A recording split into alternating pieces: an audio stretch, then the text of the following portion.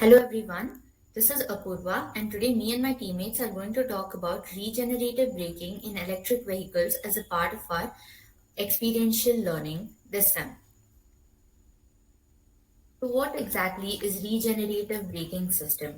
When a vehicle with a conventional braking system applies its brake, kinetic energy is converted to and lost as heat energy as a result of friction between the wheels and the brake pads. This heat that is lost is carried away in the airstream and the energy is wasted. And the total amount of energy that is wasted depends on how often and how hard the brakes are applied. Regenerative braking is a unique technique that is used in electric vehicles to capture the energy that the vehicles would have otherwise lost due to its motion, or the energy that would have been wasted when the vehicle decelerated or came to a standstill as it applied its brakes. So we'll talk about the regenerative braking mechanism here. The image given here is a rough diagram of a regenerative braking in an electric vehicle. So, while driving a vehicle with a regenerative braking system, the electric motor draws power from the battery to turn the wheels, creating the kinetic energy it requires. When the brakes are applied, however, the process switches into reverse mode. So, what does this reverse mode mean? One of the interesting properties of an electric motor is that when it runs in a single direction, it converts electrical energy into mechanical energy that can be used to perform the work. But when the motor runs in the opposite direction, a properly designed motor turns into an electric generator, converting mechanical energy into the electric energy. So so when the brakes are applied, the kinetic energy that was initially used to propel the vehicle makes the wheels rotate the electric motor, turning it into a type of generator. So instead of consuming electricity, the motor or the generator starts producing it using the vehicle's kinetic energy. And this energy that has been generated is stored as electric energy in a voltage battery or a suitable uh, energy storage system. And this energy is used to propel the vehicle. So now my teammate will be talking about an EV battery and its application in regenerative braking system. I am Vibha Shrestha and I will be speaking about the EV batteries. EV batteries are nothing but the rechargeable batteries, or also known as the secondary batteries, that provide a viable means of storing electricity to the EV vehicles. And here we mainly use the lead acid battery or the lithium ion battery. And EV batteries was first introduced by the French physicist at the year of 1884. Next slide. Now we talk about the types of EV batteries. We have lead acid battery, nickel metal battery, sodium battery, and lithium ion battery. The lead acid battery consists of two types of electrodes, which is submerged in an electrolyte of sulfuric acid. The positive electrode is made of grains of metallic lead oxide, while the negative electrode is attached to the grid of metallic lead. And here, the lead acid batteries are further classified into two types: the flooded and the wall regulated. The second is the sodium ion battery, shortly known as NIB or SIB, is also a type of rechargeable battery where here the sodium ions are used instead of lithium ions.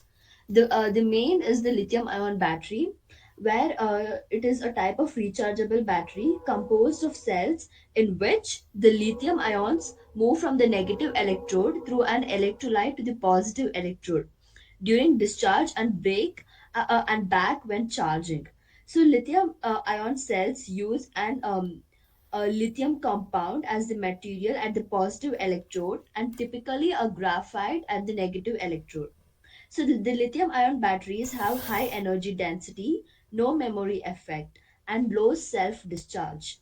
Cells can be manufactured to prioritize either energy or power density.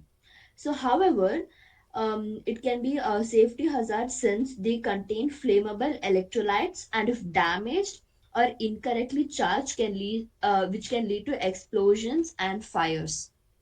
Next slide. So here we have some of the smart function of lithium ion batteries. We have Bluetooth capable, efficiency energy use, fast charging, low self discharging rate. So why is lithium battery management system very important? The following reasons are, as it keeps the battery working in the optimal condition, prevents thermal runaway and fires, shuts your battery off when a problem occurs to prevent any sort of damage. Next slide. Relevant standards in lithium ion battery. A battery parameter detection, battery status assessment, online fault diagnosis, balance control of battery cells, network communication, electromagnetic compatibility, and charge control. So here I will be speaking about some of the topic. We have network communication where the BMS needs to communicate with network nodes such as the vehicle controller. At the same time, the BMS is inconvenient to disassemble on the vehicle. Hence, it needs to be having an online calibration, monitoring, automatic code generation, and online program downloaded without disassembling the shell. And the next, we talk about the information storage, where we use store key data such as SOC, SOH, SOF, and SOE, which are accumulated, change, and discharge. The next one is the electromagnetic compatibility. So here, due to the harsh operating environment of electric vehicles, the BMS is required to have a good anti-electromagnetic interference capability. And at the same time, the BMS is required to have low external radiation. Now we talk about the battery safety control and alarm. So, including the thermal system control, we have high voltage electric safety control. So, after the BMS diagnoses the fault, it informs the vehicle controller through a certain network, and it requires the vehicle controller to perform effective processing. So, to prevent high temperature, low temperature, overcharge, over discharge, and any sort of current leakage, which can cause damage to the battery or human body. Next slide. The main task of the battery management system is to ensure a proper design performance of the battery pack system, which can be broken down into three following aspects: the safety, durability, and power. Safety is all about to protect the battery cells or battery packs from damage and prevent safety accidents. Durability is to make the battery pack work within a reliable and allowable range and extend the service life of the battery pack. Power is to maintain the battery pack to work in the state that meets the requirements of electric vehicles. Next slide. Now here is the problem detection and prevention of the batteries in EV vehicles is that it has loose connections, short circuiting, defective battery cells, wire insulation breakdown, and defective battery fan. Next slide. Next topic will be taken over by my teammate. My name is Ashida. I'll be talking about the microcontroller. A microcontroller is a complex circular design which performs specific operations. A proper microcontroller consists of processor, memory, and input-output peripherals on a single chip.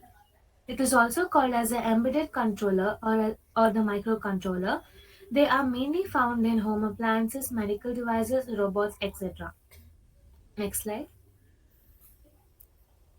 Talking about the need for the microcontrollers in electric vehicles, we have increased demand for safety, comfort, efficiency. This drive the automobile makes to introduce microcontroller. A microcontroller is a automotive can control the anti-lock braking system, tracking control, fuel injection. The growing complexities in automotive electronics is demanding for the need for the high performances and more efficiency of 32-bit MCUs. Next slide. A MOSFET. A MOSFET. With the low speed of BLDC motor, the winding back EMF cannot reach the voltage across the battery. Recovery of energy also cannot be achieved. Because of the presence of the inductance in the motor windings, there is a contribute to the boost circuit. To achieve recovery of energy, we have to raise the voltage through inductance in accumulator. We turn off the MOSFET on a high arms of H bridge and is controlled on the low arms of the H bridge with PWM. By controlling MOSFET, the whole circuit contributes a boost circuit. Next slide. From here, my teammate will continue.